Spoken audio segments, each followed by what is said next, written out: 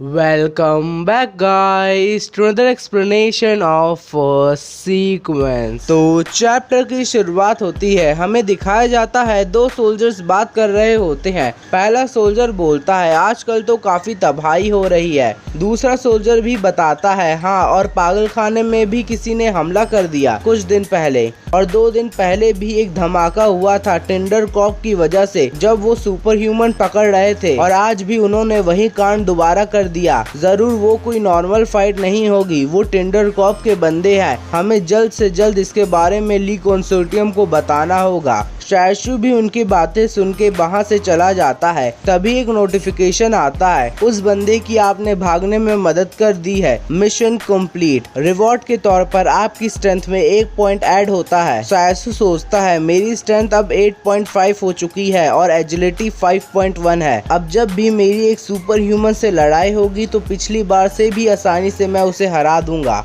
फिर scene shift होता है यांग शाओजिन की तरफ। लू शिन्यू कहती है डॉन कॉम्बैट स्क्वाड हमेशा 5 लोगों के ग्रुप में काम करती है ताकि वो अपने नंबर से दुश्मनों का एडवांटेज उठा सके, लेकिन आज वो फेल हो गए और आज से ही वो समझ जाएंगे कि ज्यादा लोगों से वो सुपर ह्यूमन को हरा नहीं सकते हैं। लेकिन तुम्हें अजीब नहीं लगता, ये सच है कि वो डॉन स्क्वाड के बंदे डॉन मेन फोर्स के नहीं थे, लेकिन उस बच्चे ने इतनी आसानी से उन्हें टेक डाउन कर दिया। क्या हमने उससे पहले कम समझ लिया था? तुमने सही कहा, हमने रन शाइशु को फाइट करते हुए नहीं देखा, लेकिन शू शांचू एक बंदे को संभाल रहा था। इसका मतलब बाकी के 3 रन शाइशु से लड़ रहे थे। मुझे लगा था कि उसकी कॉम्बैट स्किल आम आदमी से थोड़ी ही ज्यादा होगी, लेकिन मुझे लगा नहीं था कि वो 3 आदमियों को टेक डाउन कर देगा। मैं तो उसके लिए भागने का रास्ता खोलने की कोशिश कर रही थी, लेकिन मुझे नहीं लगा था कि शाइशु उन्हें मारना चाहता है। लगता है इस बच्चे को लोगों को जान से मारने में काफी मजा आता है। जब तक उसे नहीं लगता कि उस पे कोई खतरा आ सकता है, वो उस खतरे को जल्दी से जड़ से खत्म कर देता है। जो सुपर ह्यूमन जंगलों से आते हैं वो तो स्ट्रॉन्गहोल्ड के सुपर ह्यूमन से काफी खतरनाक होते हैं। यांग शाओजिन बोलती है शायद से वो ऐसे ही इन्वायरमेंट में रहा है, उसे बस सरवाइव करना है। लो शिन्यू उसे चिढ़ाते हुए कहती है तुम उसके जवाब क्यों दे रही हो? वो लड़का कमाल का है और उसके पास चेन वुडी भी है जो कितना स्ट्रॉन्ग है हमें नहीं पता, लेकिन उसका ग्रुप काफी स्ट्रॉन्ग हो चुका है। तो चलो इन्हें लीज और यांग के ध्यान में लाते हैं। लो शिन्यू शाइशु को फंसाने के बारे में कह रही होती है।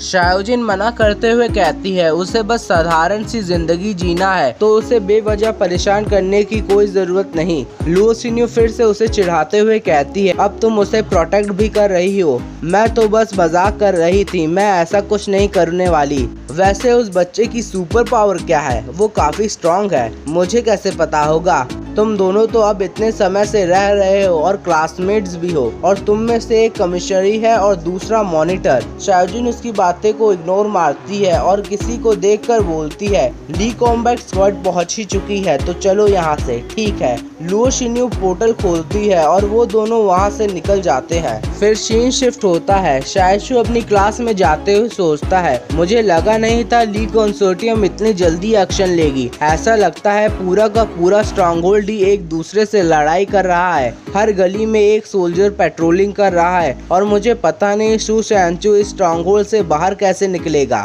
शाओजिन बोलती है डॉन कॉम्बैट स्क्वाड से लड़ने के अलावा और कुछ भी अजीब हुआ है? तुम्हारा मतलब क्या है? शाइशु अपनी सीट पर बैठते हुए कहता है। शाओजिन बताती है क्वीन कंसोर्टियम ने लुओ शिन्यू की बाउंटी अचानक से ही बढ़ा दी है। वो किसी की बाउंटी ऐसे नहीं बढ़ाते हैं, कुछ तो हुआ है जो हमें नहीं पता।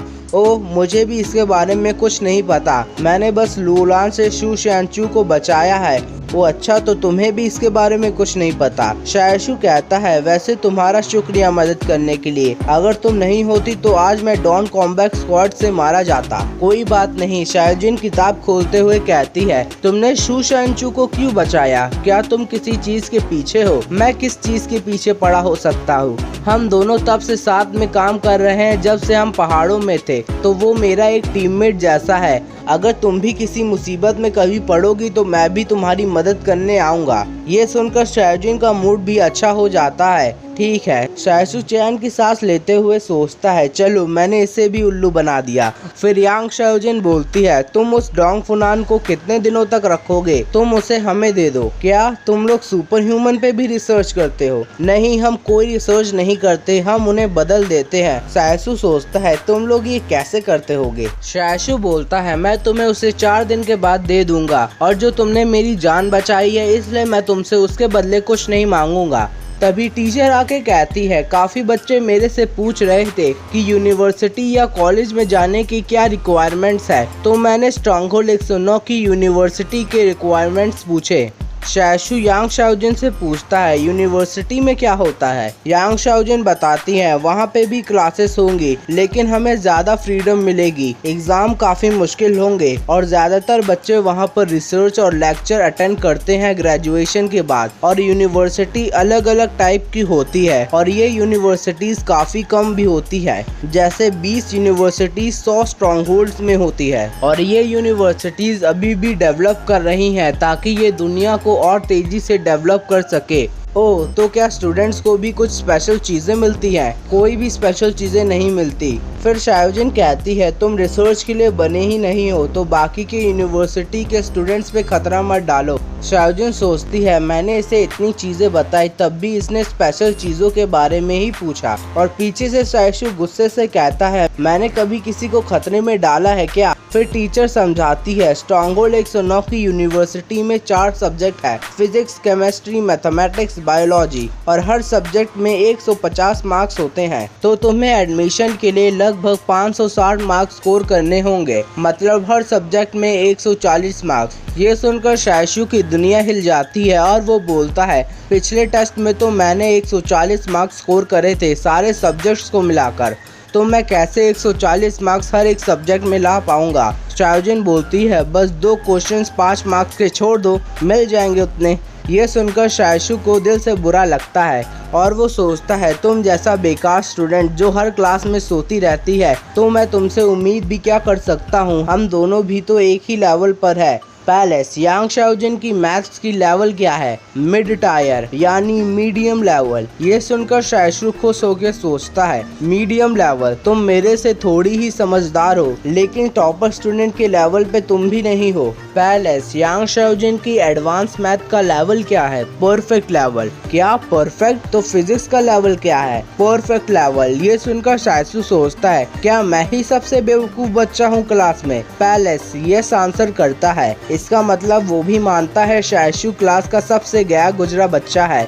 शायशु सोचता है, मैं यांग शाओजिन को हर क्लास में सोते देखकर मुझे लगता था कि मेरे साथ कोई होगा आखिर तक, और ये सोचकर मैं अपने आप को दिलासा भी देता था, लेकिन मुझे लगा नहीं था कि वक्त इतनी जल्दी बदल जाएगा। शाओजिन पूछती है, क्या तुम यूनिवर्सिटी में जाने की सोच रहे हो?